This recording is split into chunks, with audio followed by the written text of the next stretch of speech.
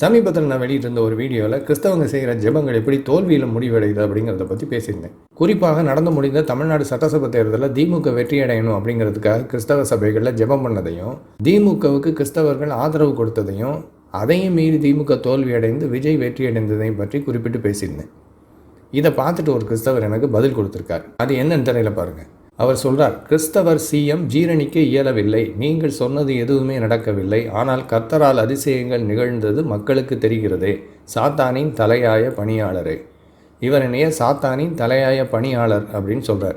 அது மட்டும் இல்லை, கிறிஸ்தவர் சிஎம் ஜீரணிக்க இயலவில்லைங்கிறார். அதாவது கிறிஸ்தவர் ஒருத்தர் தமிழ்நாட்டுக்கு சீஃப் மினிஸ்டர் ஆனதை என்னால் ஜீரணிக்க முடியலையா? சரியா? அப்போ கிறிஸ்தவர் ஒருத்தர் தமிழ்நாட்டுக்கு முதலமைச்சர் ஆனதை என்னால் ஜீரணிக்க முடியலன்னு அவர் சொல்கிறார். சொன்னது மட்டும் இல்லை, கர்த்தரால் அதிசயம் நிகழ்ந்தது மக்களுக்கு தெரிகிறது அப்படிங்கிறார். முதலாவது ஒரு காரியத்தை கவனிங்க. கர்த்தரால் என்ன அதிசயம் நடந்தது? இவங்க ஜெபம் பண்ணது விஜய் ஆட்சிக்கு வந்துடக்கூடாது அப்படிங்கிறதுக்காக. கிறிஸ்தவ சபைகள் இதை பகிரங்கமாக அறிவித்தாங்க. திமுக ஜெயிக்கணும்னு சொல்லி பகிரங்கமாக ஜெபிச்சாங்க. திமுக உறுப்பினர்களை தங்களுடைய சபைக்கு கூட்டிகிட்டு போய், சர்ச்சுக்குள்ளே கூட்டிகிட்டு போய் அவங்க தலையில் கையை வச்சு இவங்க ஜெபம் பண்ணியிருக்காங்க, கிறிஸ்டியன் பாஸ்டர்ஸ் எல்லாம். இப்போ திமுக தோற்று போய் விஜய் ஜெயித்த உடனே கர்த்தரால் அதிசயங்கள் நிகழ்ந்தது அப்படின்னு கொஞ்சம் கூட வெக்கம் இல்லாமல் பேசிக்கிட்டு இருக்கிறாங்க. இவங்க கர்த்தரால் ஒரு அதிசயமும் செய்ய முடியாது. அதனால தான் இவங்க பண்ணுற ஜெபங்கள் எல்லாமே தோல்வியில் முடியுது. சரி, அது இருக்கட்டும். இவர் சொல்கிறார், ஒரு கிறிஸ்தவர் சிஎம் ஆனதை என்னால் ஜீரணிக்க முடியலையா? சரி, அப்படியே வச்சுக்கோ.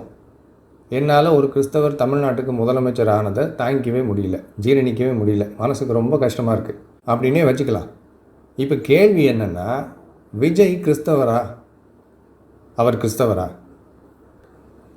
அவருடைய தகப்பனார் ஒரு கத்தோலிக்கர். முதல்ல கத்தோலிக்கர்களை எல்லாம் புராட்டஸ்டன்ட் சபையை சேர்ந்தவங்க கிறிஸ்தவங்களாகவே அங்கீகரிக்கிறது கிடையாது. கத்தோலிக்கர்களை கிறிஸ்தவர்கள் அப்படின்னு புராட்டஸ்டன்ட் சபையை சேர்ந்தவங்க அங்கீகரிக்க மாட்டாங்க. அப்படி இருக்கும்போது விஜய் ஜெயித்த உடனே கத்தோலிக்கர்களை இவங்க கிறிஸ்தவங்கன்றாங்க. இது எவ்வளோ பெரிய ஏமாத்து வேலை பாருங்கள். அப்போ இவங்களுக்கு வேண்டான்னா கத்தோலிக்கர்களை கிறிஸ்தவர்களே கிடையாதுன்னு சொல்கிறது, வேணும்னா கட்டி பிடிச்சி நீ நானும் கிறிஸ்தவன் அப்படின்னு முத்தம் கொடுக்கறது எவ்வளோ பெரிய கில்லாடித்தனம் பார்த்தீங்களா? ரெண்டாவது, விஜயினுடைய தாயார் ஒரு இந்து.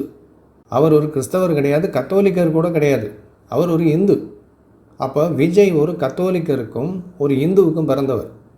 அதனால தான் விஜய் இவ்வளோ பரந்த மனப்பான்மையோடு இருக்கிறாரு, எளிய மக்களோடு எளிதாக பழகிறாரு. இல்லைன்னு வச்சுக்கோங்க, அவர் ஒரு புராட்டஸ்டன்ட் கிறிஸ்தவராக இருந்தால் இதை வானத்திலேருந்து குதித்து வந்த மாதிரி கர்த்தர் என்னை பிரித்தெடுத்திருக்கிறார் அப்படின்னு பந்தா பண்ணிக்கிட்டு பித்தலாட்டம் பண்ணிக்கிட்டு இருந்திருப்பார். சரி, இப்போ இதில் நாம் என்ன முக்கியமாக ரொம்ப கவனிக்கணும்னா, இந்த கிறிஸ்தவங்க ஒரு கிறிஸ்தவ பெண் நெத்தியில் பொட்டு வச்சுக்கிட்டா உடனே நீ கர்த்தருக்கு விரோதமான காரியத்தை செய்கிறாய், நீ கர்த்தருக்கு என்று பிரித்தெடுக்கப்பட்டவள், நீ அவருடைய இரத்தத்தாலே கழுவப்பட்டவள், உன்னுடைய நெத்தியிலே அந்நிய தெய்வங்களின் அடையாளங்கள் இருக்கக்கூடாது அப்படின்னு சொல்லி மிரட்டி அந்த பொண்ணோட நெத்தியில் இருக்கிற பொட்டை அழிச்சிட்டு தான் விடுவாங்க. ரெண்டாவது, ஒரு கிறிஸ்தவர் இந்து கோயிலுக்கு போனார்னு வச்சுக்கோங்க, நீ சாத்தானின் அரங்கத்துக்குள்ளே போயிட்டு வந்திருக்கிற, நீ பிசாசுக்கு இடம் கொடுத்துட்ட, என்னையன்றி வேறே தேவர்கள் உனக்கு உண்டாயிருக்க வேண்டாம்னு கர்த்தர் எச்சரிச்சிருக்கார், நீ அவருக்கு விரோதமான காரியத்தை பண்ணிட்டேன்னு அவரை போட்டு மிரட்டுவாங்க. ஒருவேளை ஒரு கிறிஸ்தவர் இந்து கோயிலுக்குள்ளே போய் அங்கே பிரசாதத்தை வாங்கினார்னு வச்சுக்கோங்க, நீ உன் சரீரத்தை தீட்டுப்படுத்தி விட்டாய், உன்னுடைய சரீரம் தேவனுடைய ஆலயம் என்று பைபிள் சொல்கிறது, கர்த்தருடைய வருகையிலே நீ கைவிடப்படுவாய் அப்படின்னு அவரை போட்டு பாடாப்படுத்தி மிரட்டி உருட்டி நீ உடனடியாக மனம் திரும்பு, இல்லை என்றால் நரகம் உனக்கு காத்திருக்கிறது அப்படின்னு சொல்லி அவருக்கு நியாய தீர்ப்பு கொடுப்பாங்க. சரியா? இப்போ விஜய் இருக்காரு, இவர் இந்த 3 காரியத்தை ரொம்ப சந்தோஷமாக செய்கிறார். நான் சொன்ன 3 காரியத்தை நெத்தியில் போட்டு வச்சுக்கிறார், இந்து கோயிலுக்கு போயிட்டு வர்றார், இந்து கோயிலில் போய் அர்ச்சனை பண்ணுறார், அங்கே கொடுக்குற பிரசாதத்தை வாங்கிக்கிறார். எல்லாத்துக்கும் மேலே திருச்செந்தூர் முருகன் கோயிலில் போய் அங்கே அர்ச்சகர்கள் இவருக்கு பரிசாக கொடுத்த வெற்றி வேலை வாங்கிட்டு வந்திருக்கார். அதாவது முருகனுடைய வெற்றி வேலை. இவரை இவங்க கிறிஸ்தவர்ன்றாங்க, இந்த கிறிஸ்தவர்கள்.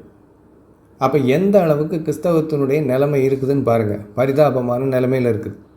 இவங்க பெரிய பெருமையெல்லாம் பேசி கிறிஸ்தவர்களாகிய நாங்கள் கர்த்தருக்காக வைராக்கியமாக வாழ்கிறோம், பொட்டு வச்சுக்க மாட்டோம், இந்து கோயில்கள் பக்கத்துலேயே போக மாட்டோம், நாங்கள் எங்கள் பரிசுத்தத்தை காத்துக்கொள்கிறோம் அப்படின்லாம் ஒரு பக்கத்தில் வேஷம் போட்டுக்கிட்டு, இன்னொரு பக்கத்தில் இதையெல்லாம் வெளிப்படையாக செய்கிற விஜயை தங்களுடைய ஆள்னு சொல்லி வெக்கம் இல்லாமல் சொந்தம் கொண்டாடிக்கிட்டு இருக்கிறாங்க. அந்த வீடியோவை பாருங்கள். இப்போது அவர் வேலை வாங்கிட்டு எவ்வளவு சந்தோஷமாக வராருன்னு.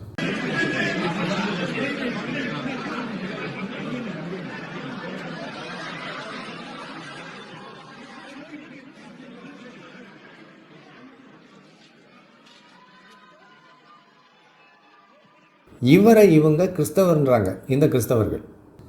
இதிலிருந்து இவங்களுடைய மதம் எவ்வளோ ஆட்டங்கண்டு இருக்குது அப்படிங்கிறது தெளிவாகுது. இனி கிறிஸ்தவத்தை தமிழ்நாட்டில் காப்பாற்றணுன்னா திருச்செந்தூர் முருகன் கூட கூட்டணி வச்சுக்கிட்டா தான் ஆச்சு, இல்லைன்னா முடியாது. இவங்களுக்கு கொஞ்சம் பவர் இருந்தால் எல்லாரையும் பிசாசுன்னுவாங்க, எல்லா கடவுளையும் பிசாசுன்னு சொல்லுவாங்க. பவர் குறைஞ்சிச்சின்னு வச்சுக்கோங்க, பிசாசெல்லாம் இவங்களுக்கு ஃப்ரெண்ட்ஸ் ஆகிடும் இயேசுவுக்கு. இப்படி தான் ஆயிரக்கணக்கான வருஷமாக இவங்க மதம் பொய்யும் புரட்டமாக ஓடிக்கிட்டு இருக்கு. இதில் எது சத்தியமாக இருக்குமா?